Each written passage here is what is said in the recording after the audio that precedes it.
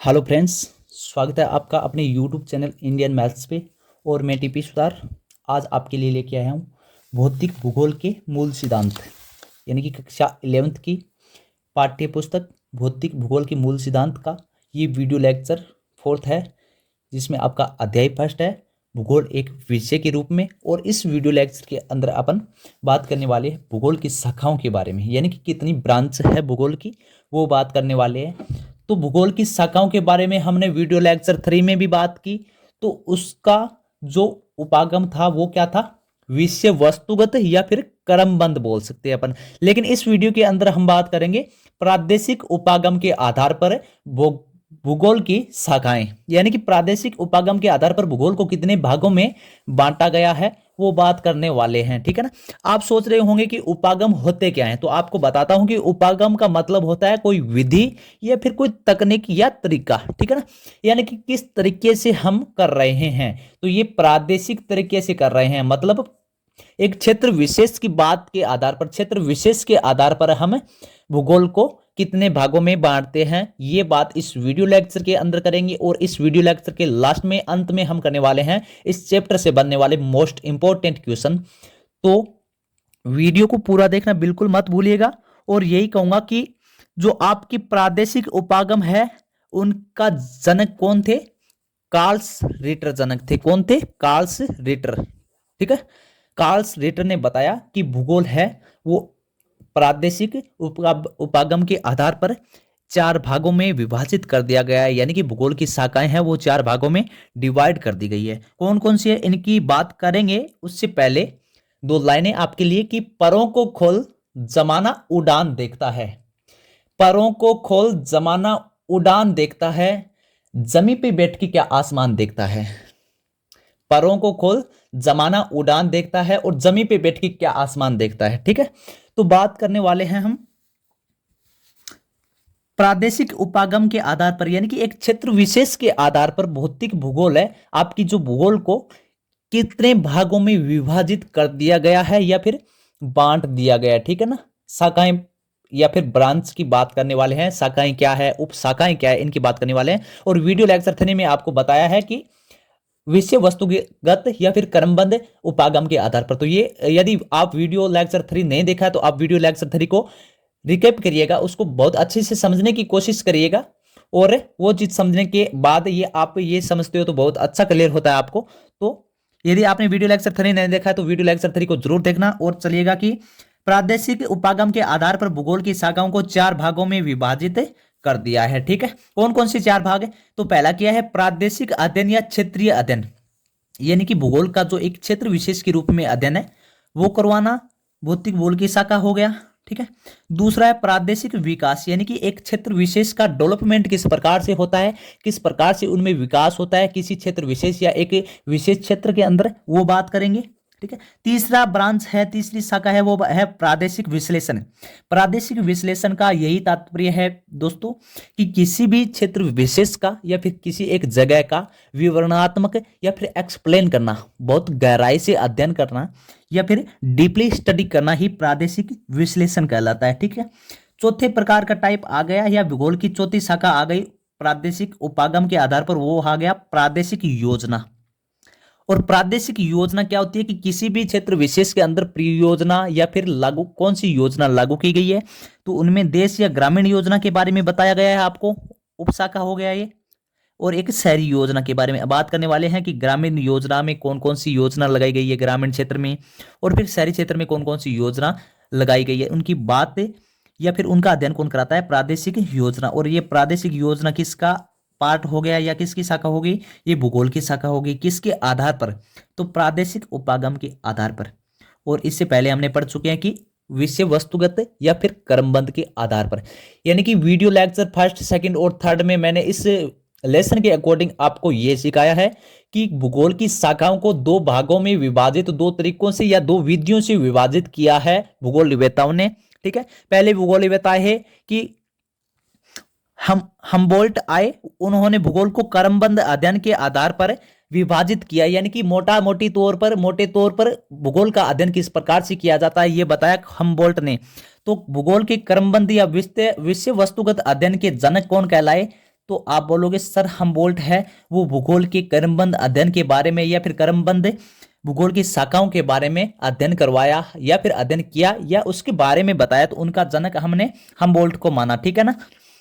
दूसरी बात मैं करने वाला हूं कि भूगोल के प्रादेशिक या फिर क्षेत्रीय अध्ययन के जनक कौन कहलाए। तो आपको वीडियो के स्टार्टिंग में मैंने बताया कि कार्ल रेटर ने प्रादेशिक उपागम के आधार पर भूगोल की शाखाओं को विभाजित किया, यानी कि भूगोल का एक डीपली बहुत गहराई से अध्ययन कैसे किया जाता है, किस प्रकार से किया जाता है, वो चीज बताता है अपना प्रादेशिक उपागम। ठीक है। तो भूगोल की शाखाएं हैं वो प्रादेशिक उपागम पे हमने डिवाइड किया है या फिर बांटा है, तो वो कार्ल रेटर इसका क्या है, जनक कहलाएगा। यानी कि भूगोल के प्रादेशिक क्षेत्र या क्षेत्रीय अध्ययन के जनक कौन थे, तो कार्ल रेटर ने ये चीज बताई, तो वो इसके जनक कहलाए। ठीक है ना।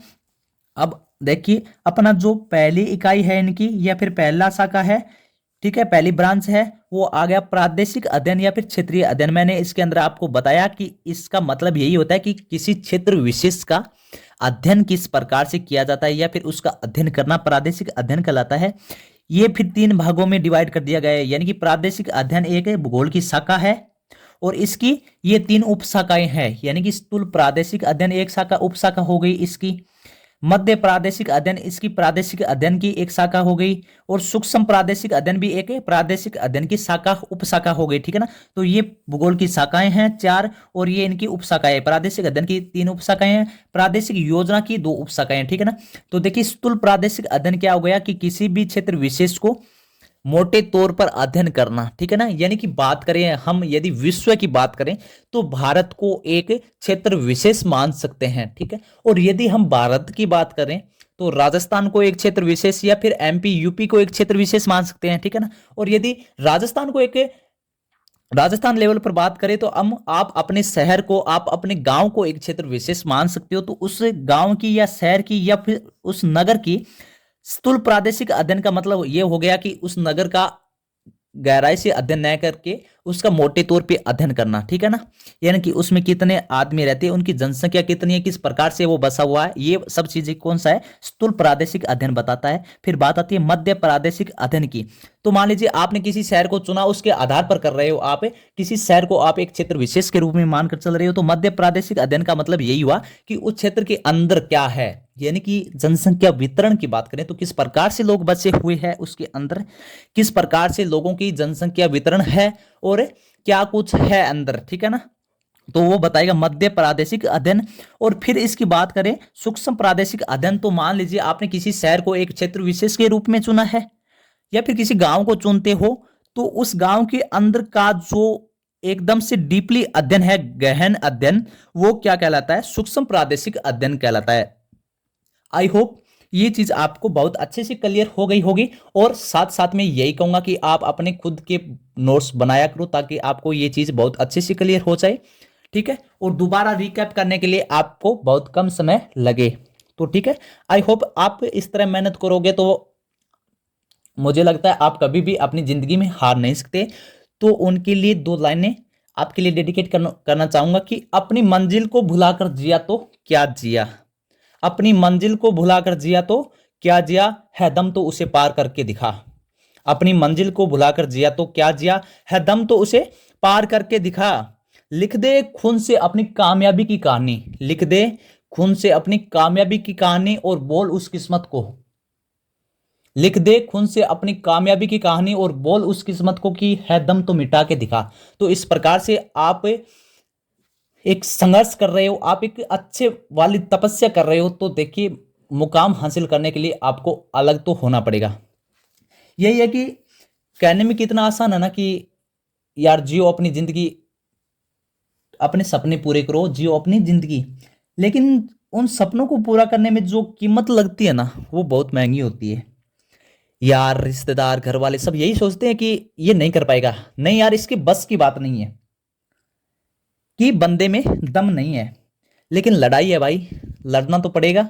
और यही है सबसे अलग होने की कीमत, तो लड़ो अपनी लड़ाई और साथ में दे रहा हूं। ठीक है।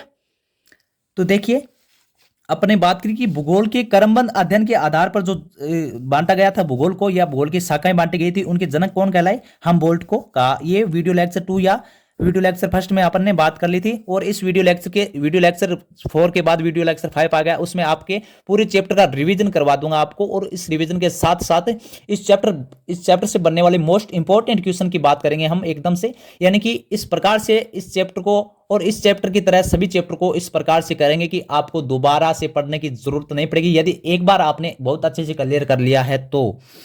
अब देखिए भूगोल के प्रादेशिक या क्षेत्रीय अध्ययन के जनक कौन कहलाए, तो कार्ल्स रिटर कहलाए। ये आपने इस क्लास के शुरुआत में बता दिया मैंने कि भूगोल की शाखाओं को प्रादेशिक उपागम के आधार पर बांटा, तो कार्ल्स रिटर ने बताया कि प्रादेशिक उपागम के आधार पर कितने प्रकार से बांटा गया है, तो 4 प्रकार से, और इनके अलग अलग उप शाखाओं की भी बात की हमने। ठीक है, अब देखिए प्रादेशिक उपागम या विधि के आधार पर भौतिक भूगोल को 4 भागों में विभाजित किया गया। ठीक है ना, ये चीज आपको पढ़ा दी गई कि कौन कौन सी 4 भाग है।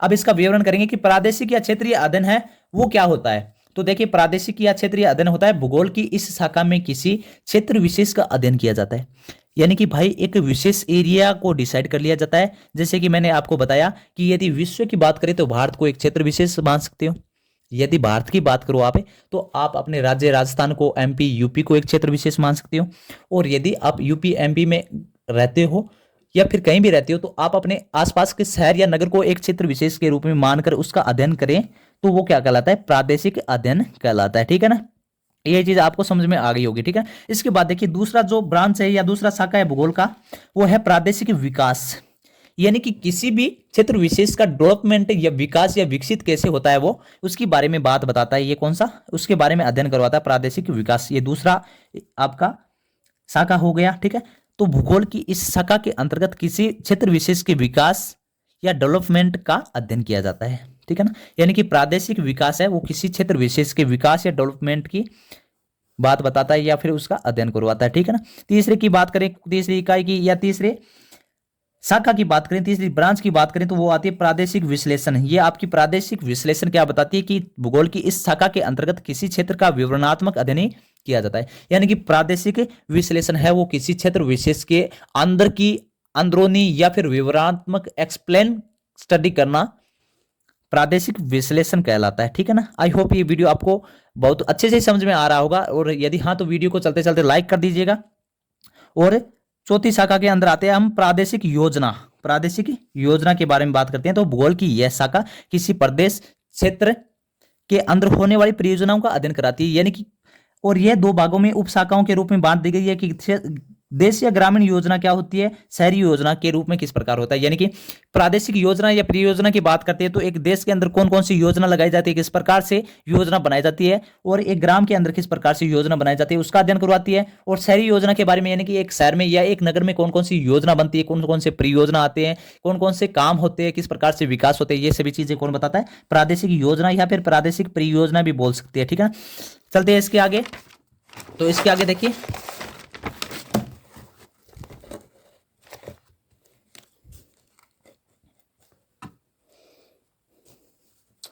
समय के साथ भौतिक भूगोल में भी तरक्की की, यानी कि समय के साथ साथ जैसे जैसे समय बीता वैसे उस प्रकार से आपकी भौतिक भूगोल है वो भी तकनीकी से तरक्की करती गई, यानी कि अपने आप में डेवलप करती गई। ठीक है ना, तो देखिए समय के साथ साथ भौतिक भूगोल में भी तकनीकी के आधार पर या टेक्नोलॉजी के आधार पर विकास होता गया। अब देखिए अपन बात करने वाले हैं कि भू सूचना विकास तकनीकी, यानी कि जियो इन्फॉर्मेटिक्स क्या होता है। इसमें जीपीएस आएगा, आपके जीआईएस आएगा, इनकी फुल फॉर्म क्या होती है, ये क्या काम आते हैं, इनकी बात करने वाले हैं, और फिर करने वाले हैं हम मोस्ट इंपॉर्टेंट क्वेश्चन इस चैप्टर के। ठीक है ना, तो देखिएगा कि भू सूचना विकास तकनीकी, यानी जैसे जैसे समय बीता तो भौतिक भूगोल के अंदर भी विकास होने लगा, यह भी विकसित होने लगी इस प्रकार से कि भू सूचना तकनीकी के अकॉर्डिंग आपका जीपीएस है, जीपीएस की फुल फॉर्म बोले तो ग्लोबल पिकअप पोजिशनिंग और एस का सिस्टम, यानी कि ग्लोबल पोजिशनिंग सिस्टम, हिंदी में बोले तो वैश्विक स्थितीय तंत्र, यानी कि कोई भी वस्तु की यथार्थ स्थिति बताने वाला तंत्र है या सिस्टम है, वही क्या कहलाता है, आपका जीपीएस कहलाता है। ये क्या काम आता है भाई, तो वैश्विक स्थितीय तंत्र है, यह किसी वस्तु की सही स्थिति जानने का सुविधाजनक तंत्र है या प्रणाली है, यानी कि कोई भी वस्तु कहां पर है उसकी स्थिति निर्धारित करने के लिए काम आता है। आजकल के लोग क्या होते हैं कि अपनी गाड़ी के अंदर जीपीएस लगाते हैं और जीपीएस के थ्रू देखते हैं कि वह गाड़ी या कार कहाँ पे स्थित है, कहाँ पे खड़ी है, और यदि चल रही है तो कहाँ की ओर जा रही है, कितनी दूरी पर है, ये सब चीजें जीपीएस के माध्यम से पता चल जाता है, ठीक है ना। क्योंकि जीपीएस क्या करती है कि एक स्थिति निर्धारित करती है कहाँ पर है। अब देखिए इसके आगे हम जीआईएस की बात करने वाले हैं। तो जीआईएस का मतलब हो गया ज्योग्राफिक इंफॉर्मेशन सिस्टम, यानी कि जो भूगोल की जानकारी देती है उसी प्रणाली को या फिर उसी तंत्र को क्या कहते हैं, जीआईएस कहते हैं। भौगोलिक सूचना तंत्र या फिर भौगोलिक सूचना प्रणाली भी बोल सकते हैं इसको हिंदी में। तो ये क्या काम आता है इसकी बात करने वाला हूं। तो कि कंप्यूटर हार्डवेयर और सॉफ्टवेयर को भौगोलिक सूचना के साथ एकत्रित कर इसके लिए आंकड़े एकत्रित करना, प्रबंधन करना, संश्लेषण करना किसी चीज का, और संरक्षण और निरूपण की व्याख्या करता है। कहने का मतलब यही हो गया कि जीआईएस है वो एक कंप्यूटर के अंदर दो सिस्टम होते हैं, एक तो हार्डवेयर होता है और एक अंदर सॉफ्टवेयर होता है। उनको क्या कहता है कि भौगोलिक सूचना के साथ एकत्रित करता है, यानी कि जो हमारे आसपास की सूचनाएं या इंफॉर्मेशन होती है उनके साथ एकत्रित करता है, और आंकड़ों को प्रबंधन करता है, आंकड़ों को इकट्ठे करता है और उनका विश्लेषण करता है, ठीक है, उनके बारे में अध्ययन करता है और संरक्षण करके या फिर उसका निरूपण करके एक व्यवस्थित रूप में अपन को बताता है। तो यही क्या हो गया, जीआईएस हो गया, यानी कि ज्योग्राफिक इंफॉर्मेशन सिस्टम।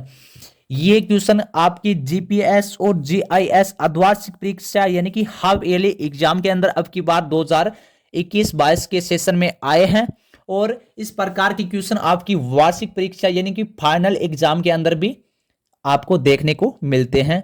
तो यही कहूंगा कि बहुत अच्छे से क्लियर करना, और साथ साथ में आप अपने खुद के नोट्स भी बना लेना ताकि आपको दोबारा पढ़ने में कोई भी परेशानी न हो। और हमारे वीडियो लेक्चर है वो आपके बुक्स से बनाए गए नोट्सों के आधार पर है, मतलब हर चीज आपको बुक्स एनसीईआरटी सिलेबस के अकॉर्डिंग और न्यू सिलेबस के अकॉर्डिंग दिए जा रहे हैं। तो कोई भी चीज है वो बिना छोड़े और संपूर्ण पाठ्यक्रम है वो आपको मिलेगा अपने वीडियो लेक्चर इंडियन मैथ्स के अंदर, ठीक है।